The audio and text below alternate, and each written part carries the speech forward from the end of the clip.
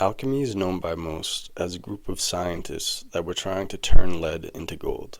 But if you know anything about consciousness, it is a fact that since the beginning of time, if something good was known to the public, the powers that be make these people out to look like fools, or better yet, some crazy cult.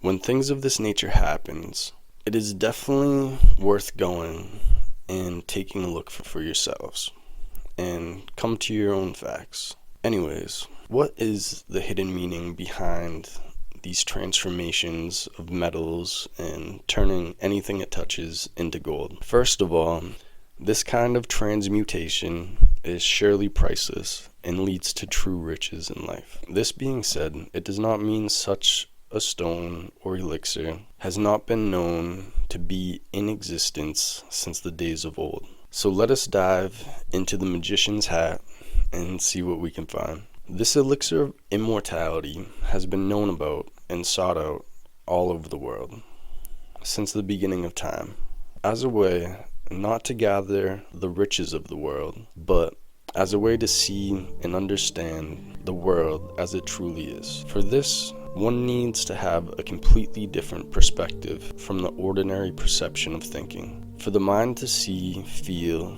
and know the full reality of nature in all its volumes and multiple interactions. And the best way to do this is through science, through discovering one's own world, as they say.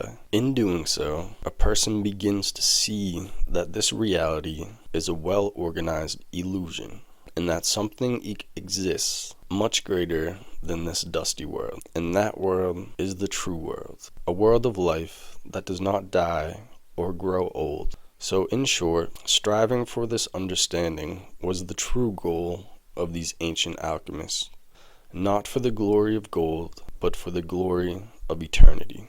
So what is this stone or elixir that has been written about throughout all ages? In ancient times, it was known as white bread and considered to be more valuable than gold. In Egypt, there can be found mentions of this white bread on the tombs of pharaohs. Pharaohs of ancient Egypt were in use of this elixir for the benefits of their country. They cared much for their people, and to do so, they needed to keep track of it all with only their mind. Imagine such a task. So this is where the so-called powder of projection becomes very useful. With such an elixir, the pharaoh can go beyond the usual limits of the brain and become his own supercomputer with great understandings of the three-dimensional world and beyond.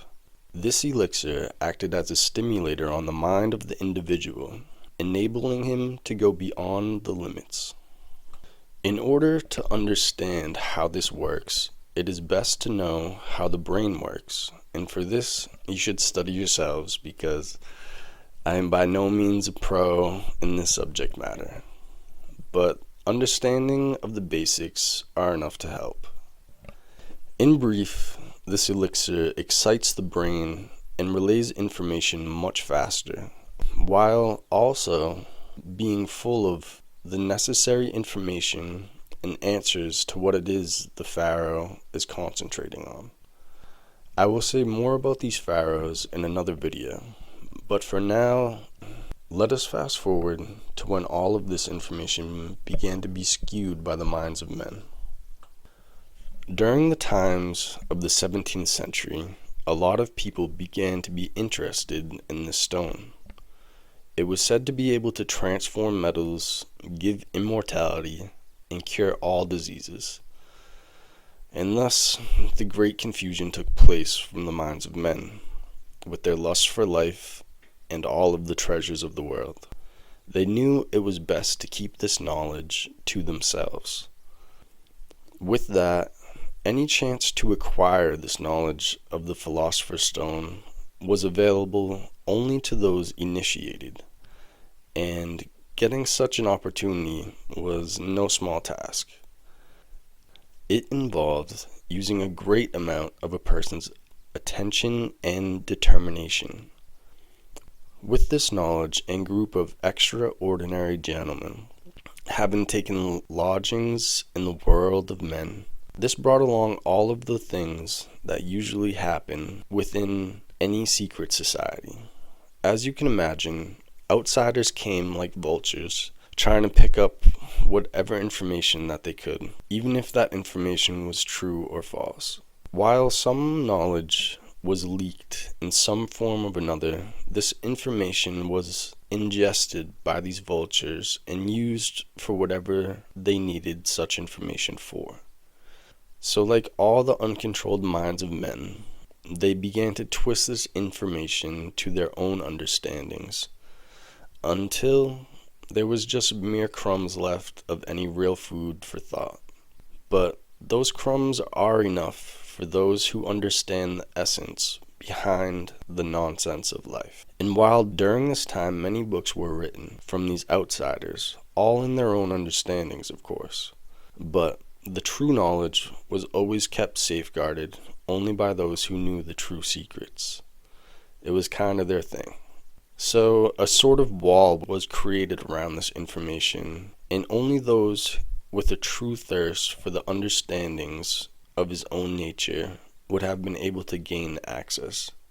Now let's take a look at a description of the stone, and we can do this thanks to Wikipedia. Descriptions of the Philosopher's Stone are numerous and various. According to alchemical texts, the stone of the philosophers came in two varieties, prepared by almost identical methods: white for the purpose of making silver, and red for the purpose of making gold. The white stone being a less matured version of the red stone. Medieval alchemical texts leave clues to the physical appearance of the stone of the philosophers, specifically the red stone. It is often said to be orange, saffron colored, or red when ground to powder, or in a solid form, an intermediate between red and purple, transparent and glass-like. The weight is spoken of as being heavier than gold. Pretty obscure, right? We can thank Wikipedia for that one. Now one may say, what the fuck is this elixir made of? Well, I'm glad you asked. This elixir is made from the roots and flowers of certain plants that are put into a process called distillation, which produces the essential oils of these plants. This oil is then crystallized, and the affecting color of these crystals turns into a very beautiful crimson, brown, amber, call it as you like, but with this process, it becomes heavier than gold. For better details on the heavy part, Wikipedia describes it better. The next step involves dark minerals that are ground down into a powder. This powder is then mixed together with these amber crystals made from the essential oils. Upon the mixing, it becomes white as white can be, and very Wikipedia heavy. Does any of this sound familiar? Anyways, this white substance is then crystallized again and becomes what has been called the powder of projection. Just like baking a cake, right? This powder is then diluted and turns into a beautiful amber, brown, crimson. Wikipedia, well, you get the gist. With this description, you can come to see how we have gotten some of the stories we see from the not so long ago past. This is written about numerous times within different civilizations, and in order to deconstruct all of this, you do need a few keys. Also, it is a fact that things were explained in terms understandable to that culture and time period, based on knowledge known to them. If now you ask, well, why was this not given to people if it was known about since long ago? Well, the answer is fairly simple, and for this we have to understand human nature. Just take a look around and think what would happen if everyone was given this elixir without understanding the true reality of nature.